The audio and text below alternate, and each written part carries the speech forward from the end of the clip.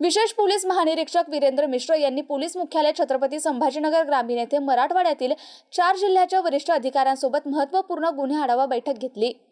बैठकीला छत्रपती संभाजीनगर ग्रामीणचे पोलीस अधीक्षक डॉक्टर विनयकुमार राठोड, जालना जिल्ह्याचे पोलीस अधीक्षक अजयकुमार बन्सल, बीड जिल्ह्याचे पोलीस अधीक्षक नवनीत कौवत, धाराशिव जिल्ह्याचे अपर पोलीस अधीक्षक शफकत आमना आणि अन्नपूर्णा सिंह उपस्थित होते। या बैठकीत 4ही जिल्ह्यातील गंभीर गुन्ह्यांचा सविस्तर आढावा घेऊन आवश्यक ते मार्गदर्शन करण्यात आलं।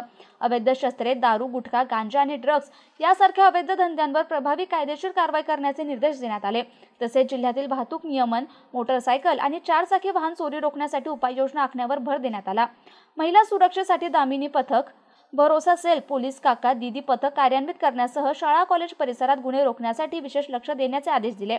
बैठकीत पोलीस दलामध्ये कृत्रिम बुद्धिमत्ताचा वापर वाढवणे तसेच CCTNS, ई साक्ष, आय गॉट प्रशिक्षण, e learning, E MOB app, e office, EHRMS सारख्या सॉफ्टवेअरचा प्रभावी वापर करण्याच्या सूचना देण्यात आल्या। या सर्व विषयांवर अधिकारी आणि कर्मचाऱ्यांना वेळोवेळी प्रशिक्षण देण्यावरही भर देण्यात आला। ही बैठक सकाळी 11 वाजता सुरू होऊन सायंकाळी 5 वाजेपर्यंत पार पडली।